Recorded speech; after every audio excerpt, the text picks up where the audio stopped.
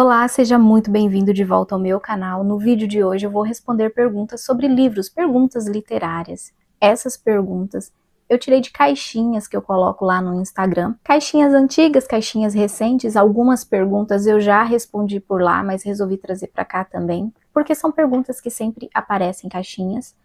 E outras eu não respondi, então estarão respondidas aqui neste vídeo. Perguntas que eu recebo por mensagens também, comentários em vídeos aqui no YouTube, lá no Instagram também, que eu achei interessante, então resolvi trazer e responder aqui. Como eu não sinalizei que essas perguntas das caixinhas seriam respondidas em vídeo, eu não vou citar o nome das pessoas. Eu anotei as perguntas aqui numa folha, porque estou gravando com o celular, estou longe do computador, então eu vou estar lendo aqui no papel. Comenta aqui também abaixo as suas respostas para essas perguntas. Tem muitas perguntas aqui, vou responder o máximo que eu conseguir. Se vocês gostar, eu gravarei mais vídeo neste formato. Eu não peguei os livros para responder as perguntas, então eu vou deixar as capinhas aqui do lado.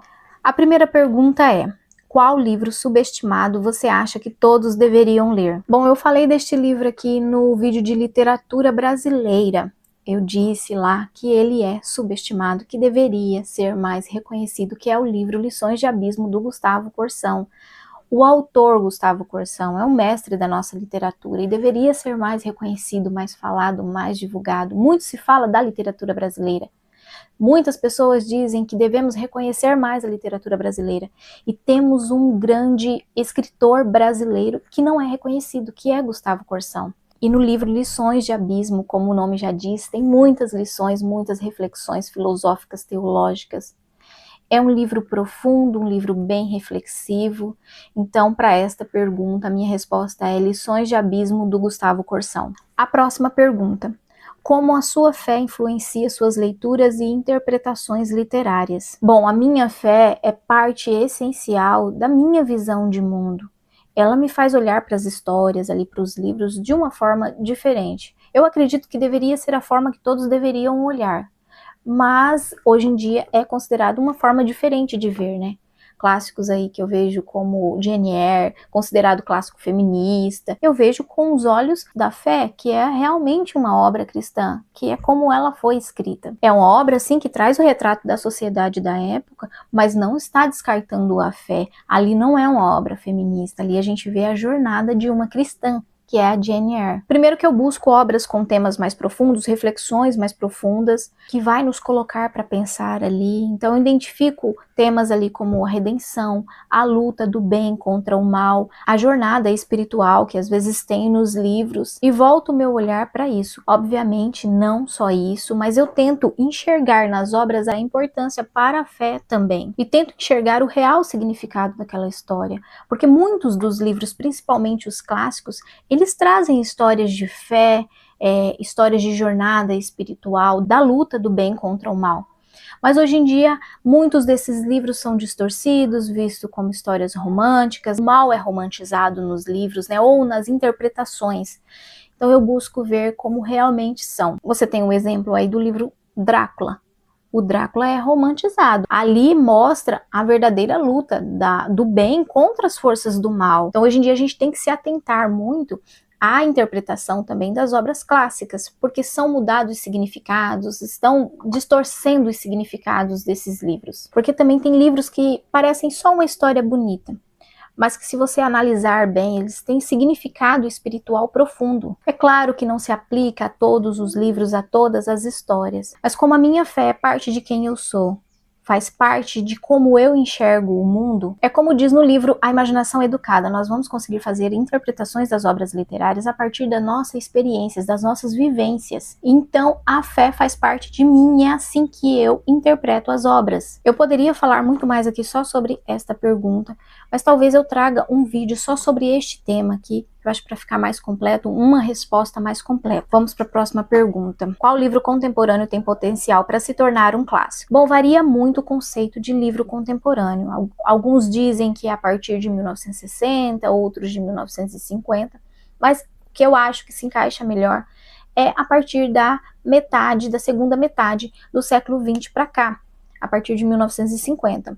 Então, livros escritos a partir de 1950, que eu acho que irão se tornar clássicos, é A Insustentável Leveza do Ser, O Velho e o Mar, do Ernest Hemingway, O Sol é para Todos, da Harper Lee, e um livro brasileiro que se encaixa aí é o livro Lições de Abismo, do Gustavo Corsão. Então são livros que foram publicados, né, depois de 1950. São livros contemporâneos que eu acredito que se tornarão clássicos. A próxima pergunta: você já abandonou um livro considerado um clássico? Por quê? Sim, já abandonei livros clássicos. Eu vou citar 2 aqui porque é o que eu me lembro agora no momento. Mas às vezes a gente pega um livro para ler, e não é porque o livro é ruim e tal, é porque às vezes não é o momento, às vezes tem outras leituras ali em andamento, que foi o caso do livro Mulherzinhas, da Louisa May Alcott. Eu li mais ou menos até a página 100 do livro e abandonei. Este ano, ele está na minha lista de 12 livros para 2025, então eu pretendo ler ele este ano. E o outro livro que eu abandonei foi o livro Mensagens, do Fernando Pessoa. Eu não sei se foi o momento, se é a escrita do Fernando Pessoa mesmo, mas não estava fluindo para mim. Eu decidi parar e vou ler primeiro o livro do Desassossego, né, do Fernando Pessoa, para depois pegar o livro Mensagens. É um livro curtinho, eu vou deixar a capinha aqui.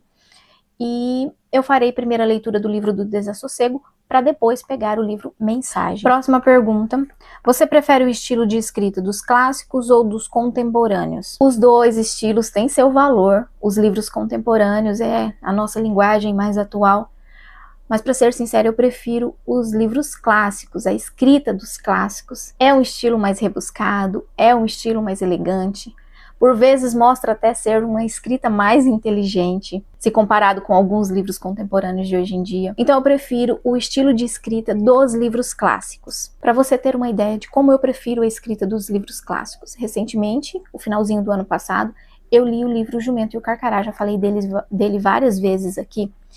E a escrita do autor é muito elegante. Parece que você está lendo um livro clássico. Você esquece que está lendo um livro contemporâneo. A linguagem, a escrita, parece que você está lendo ali um Machado de Assis, um Graciliano Ramos, um Ariano Suassuna. Gente, não é exagero meu. Leiam este livro e vocês vão entender do que eu estou falando. Então, eu acho que foi isso que me encantou também no livro. Além das histórias, a escrita do autor também, que me remete muito aos livros clássicos. Então, eu prefiro a escrita dos livros clássicos. Bom, próxima pergunta: qual clássico você indicaria para alguém que tem medo de ler livros antigos? Clássicos que eu indicaria para quem tem medo de ler livros antigos. Bom, embora sejam livros traduzidos, eu acredito que Charles Dickens, a linguagem é acessível. O livro da George Sand, A Pequena Fadette. O livro do Drácula também, ele é em forma de cartas, né, diários, registros ali, e é uma linguagem acessível. Estou dizendo isso, embora sejam todos traduzidos, né? Mas não é um livro muito rebuscado, com a linguagem muito difícil. É a linguagem acessível. Então, eu indicaria aí Charles Dickens. Para você ter uma noção da escrita do Dickens, leia Uma Cantiga de Natal, um conto de Natal. É uma escrita envolvente. Você lê ali várias páginas sem nem perceber. A Pequena Fadette, a história é muito envolvente e a linguagem também é simples. Obviamente, eu indicaria mais, mas que vieram à minha cabeça agora foram esses 3 livros. Próxima pergunta: qual o maior desafio de falar sobre livros na internet? Bom, o Brasil é um país que lê muito pouco, e desses poucos leitores que tem, a maioria são pessoas que não buscam livros para formação, simplesmente para entretenimento, que não vão ensinar algo concreto, né? Que são mais para entretenimento e lazer, enfim. Não que isso seja demérito para quem busca falar de livros aqui na internet, livros para formação mesmo, formação do imaginário, formação do caráter, sempre vai ter uma parcela muito pequena de pessoas se interessando por este assunto. Então eu acho que é em relação a isso mesmo, sempre será um nicho dentro do nicho, onde haverão poucas pessoas buscando. Próxima pergunta: qual é o próximo livro que pretende ler e por quê? A próxima leitura que eu farei, assim que eu já tenho certeza que eu vou fazer, é Ensaios sobre a Cegueira, do José Saramago. Eu vou fazer essa leitura em conjunto com a Heloísa. Então este livro eu tenho certeza que será a próxima leitura. E depois eu ainda não sei, com certeza será algum livro aí da minha lista de 12 livros para 2025. A próxima pergunta: existe um livro que você amou, mas nunca releu? Por quê? Bom, David Copperfield, do Charles Dickens. É um livro incrível, é um livro muito emocionante. E eu ainda não tive coragem de reler pelo sofrimento do David, principalmente ali quando ele é criança. Meu Deus, livros que tem crianças, pode saber que vai mexer muito comigo. Eu choro junto, eu sofro junto, Então David Copperfield, o começo ali para mim foi bem sofrido, sofri junto com ele, e é um livro que eu ainda não tive coragem de pegar para reler, mas eu sei que um dia eu vou reler. Pretendo antes ler outras obras do Dickens também, que eu sei que é um bando de criança sofrida, mas eu pretendo reler David Copperfield, sim.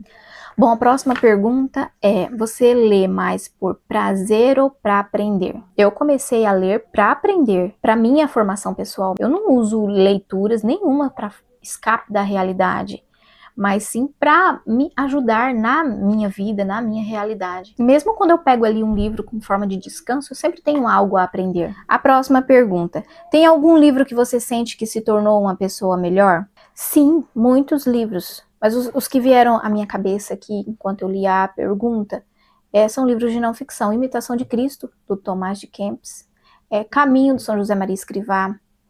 Os livros de Santo Tomás de Aquino, eu já li os livros dele de meditações da igreja, né? Meditações do tempo comum, da quaresma, enfim, são 4 livros que ele tem para todos os tempos da igreja. Esses livros são excelentes também. Breviário da Confiança, do Monsenhor Ascânio Brandão. Eu vou tentar deixar as capinhas dos livros aqui. Em Busca de Sentido, do Viktor Frankl, aquele livro ali eu acho que é essencial para todo mundo, é um livro maravilhoso. Então tem muitos livros. Livros clássicos também, que sempre agregam a alguma coisa. Sabe assim, aquelas histórias que você passa a dar mais valor à vida, ao tempo que a gente tem. O livro A Morte de Ivan Illich. Então, Metamorfose do Franz Kafka ali, como tratamos pessoas que precisam da nossa ajuda, né? Então são meditações profundas que a gente se coloca no lugar ali, então sempre temos algo a aprender. Dos bons livros sempre temos lições para tirar. A próxima pergunta: se você pudesse obrigar todo mundo a ler um livro, qual seria? Eu disse agora, né, o Em Busca de Sentido, do Viktor Frankl, e também o livro Deserto dos Tártaros, do Dino Buzzati. 2 livros incríveis que justamente trazem as reflexões sobre a vida, sobre o tempo, no que nós estamos, o que nós estamos fazendo da nossa vida. Qual é o sentido da nossa vida? Embora nós estejamos aqui nesta terra só de passagem, a nossa passagem por aqui deve ser útil, deve gerar frutos, deve ter sentido. Então eu acho que estes livros aqui nos faz refletir muito bem sobre isso. Que nem o Deserto dos Tártaros não é um livro cristão, mas você tira uma mensagem cristã deste livro muito bonita. 2 livros assim que eu acho que se eu pudesse, eu obrigaria todo mundo a ler. E claro, sem dúvida, a Bíblia. Eu acho que esse daí é o principal, o essencial. Mas dentro das perguntas literárias aqui que eu estou respondendo, seria Em Busca de Sentido e O Deserto dos Tártaros. A última pergunta que eu vou responder neste vídeo, tem bastante perguntas aqui ainda, e eu vou deixar para responder em um outro vídeo, para não ficar muito longo. Eu acho que é a 12ª. Você acredita que um livro precisa ter um grande enredo para ser bom? Não, a força de um livro está nos detalhes, nos personagens, no jeito que a história é contada. Às vezes é a simplicidade de uma história bem contada que faz dela especial. Como O Velho e o Mar, por exemplo. Não é uma história assim com grandes reviravoltas, com um enredo robusto. É simples. E é a simplicidade daquele livro ali que o torna especial, que torna aquela história maravilhosa. O Deserto dos Tártaros é outro livro também, por exemplo. É um livro curto. Não tem grandes acontecimentos, muito pelo contrário, quem for ler esperando grandes acontecimentos ali no Deserto dos Tártaros, não vai encontrar. É um livro mais parado, mas é uma história muito boa, muito profunda. Então não precisa ter um grande enredo para a história ser boa. Então foram essas as perguntas deste vídeo aqui. Como eu disse, farei um outro vídeo para responder as perguntas que ficaram. Se você gostou deste vídeo, curte. Se alguma dessas perguntas aqui te chamou a atenção e você se sentir à vontade, pode responder aqui nos comentários que eu vou gostar muito de ler. Vou deixar os links dos livros citados aqui abaixo. Aqui abaixo também tem o meu link da Amazon, o meu link da lista de desejos, tem o link de todas as editoras parceiras onde você tem cupom de desconto. Se inscreve no canal caso ainda não seja inscrito, me siga lá no Instagram. Até o próximo vídeo, tchau!